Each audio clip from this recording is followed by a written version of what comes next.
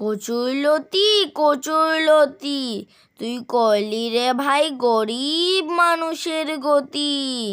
এখন তো দেখি কেউ বাদ যায় না, খাই যে তোকে বাঙ্গাল থেকে ঘটি। তুই এখন বাঙালির বড়ই আপন, থোকে ভাবে মানুষ খাওয়ার সোপন। তুই বাড়িয়ে দিলি বাঙালির বাঁচার গতি।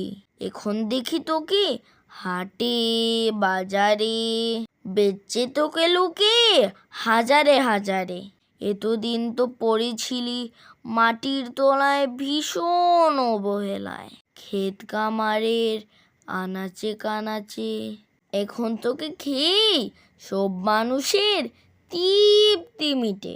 আসসালামু আলাইকুম। এতক্ষণ আপনারা শুনলেন কচুরলতি নিয়ে আমার ছোট ভাইয়ের একটি কবিতা।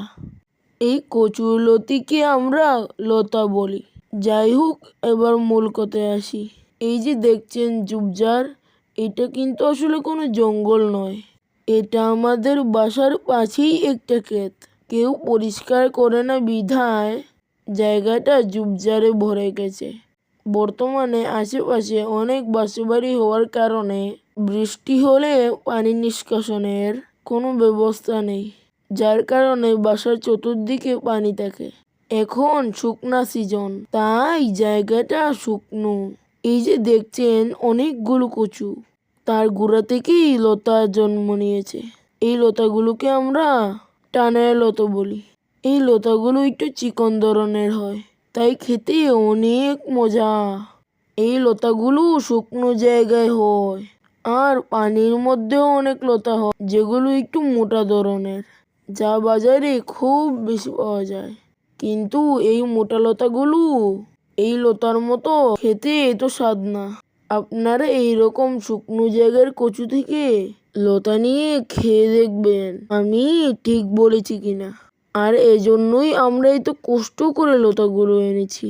বিশ্বাস করেন, শীতল বেটে তাজা তাজা শিং মাছ দিয়ে ঝাল ঝাল করে, বেশি করে ধনিয়া পাতা কাঁচামরিচ দিয়ে লতার তরকারিটা খেতে সেই স্বাদ হয়েছে।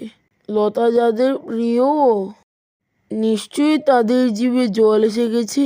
কিন্তু চিংড়ি মাছ দিয়ে লতা খেতে অনেক স্বাদ। কি আর করব, যেহেতু চিংড়ি মাছ নেই তাই শিং মাছ দিয়েই কাজ চালিয়ে নিলাম। আমরা কিন্তু বাসার পাশ থেকে হেলেঞ্চা আর কলমি শাকও খাই। বলতে গেলে সারবিহীন নির্ভেজাল একটা খাবার। সামনে বৃষ্টির সিজন, আফসোস তারপর এই লতাগুলো আর পাবো না, আবার শুকনো সিজনে পাবো। ওকে, আল্লাহ হাফেজ, ভালো থাকবেন।